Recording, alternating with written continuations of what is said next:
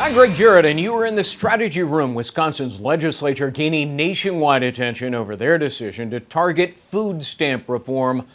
Lawmakers are debating whether recipients should be required to use them to purchase mostly healthy foods. Critics, though, saying debating food stamps kind of a big waste of time. Here now with reaction, political strategist Taryn Rosenkranz and Ashley Intartaglia. Taryn, is it a waste of time or is this a legitimate concern? Well, I think that everyone would like people to eat more healthy foods, but I do think it's a distraction and a waste of time for us to kind of try to hone in on what is in people's grocery carts. There's also an economics issue, as we found repeatedly that these unhealthier foods are the ones that are more economical. So you're balancing a lot of things here, of which I'm not sure we have all the answers to, and in order to try to legislate it and legislate what's in people's shopping carts. Ashley, the government acts in the public interest always, and doesn't the government have a legitimate interest here because healthier people, especially those who receive public assistance and health care, will tend to have lower health care costs if they're healthier. So why not help them with respect to food stamps? Right, that's very true. And there's two things. One is, this bill is not asking people to never buy junk food or, the fun stuff that we want to buy. It's asking, it would mandate that 2/3 of the help that they receive from this program went to healthy foods. Let's just look, though, at the health side of this alone. There's an instant gratification that comes with the idea that it's cheaper to buy less healthy food. But that's not true in the long run when it comes to the cost of the healthcare costs associated with chronic diseases related to unhealthy eating habits. In 2008 alone, obesity cost this country over $147 billion, just on obesity, never mind any other chronic disease related to unhealthy eating.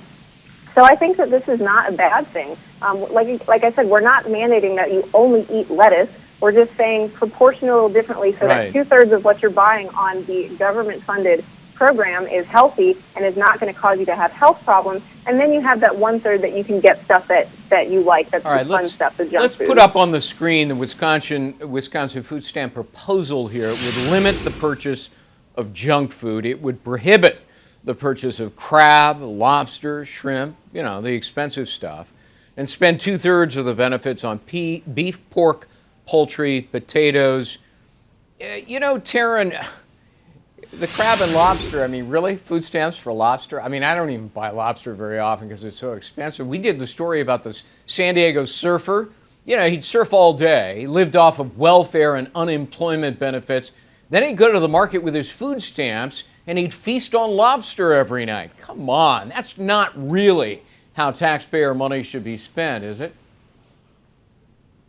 No, and I think you can find fraud anywhere in any government program, unfortunately, and I wish that wasn't the case. What I think we should all be focusing on is taking a real war on poverty and really trying to find ways to help the poor and lift them up into working and lift them up into situations where we can help give a hand in terms of making that. And I think that's what's important. What I think happens there is a slippery slope of trying to make headlines by trying to ban junk food and, getting both sides to get excited about something that, is really kind of a news-making story instead of really trying to focus on what we're trying to do here. And like I said, I don't think anyone objects to encouraging healthy foods. That's what we all want. And I couldn't agree more on the positive health effects of eating, healthy. And so we want to find ways to revamp these programs so that we are finding ways to both encourage folks to find healthier ways to eat while not discouraging them from getting the assistance they actually need. But there are people who are objecting to this proposal in the but Assembly. not for the fraudulence. Yeah, and Ashley, the Speaker of the House or the Assembly in the state of Wisconsin says very succinctly, and it seems like a solid point, quote, "With help from the government comes responsibility." That's a fair point, isn't it? I say that all the time, and I literally have been in a grocery store in Florida where I saw somebody try to use a welfare card or food stamps to purchase beer, cigarettes, lotto tickets, everything. It's insane. But it is.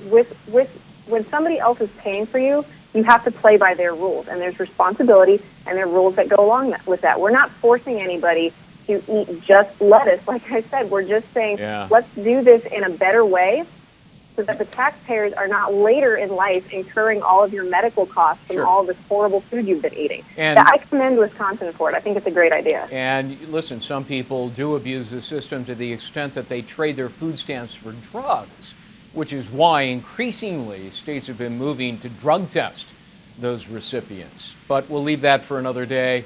Taryn and Ashley, thank you. Thanks, Greg. Check out foxnews.com for more on this developing story. I'm Greg Jarrett. Thanks for watching.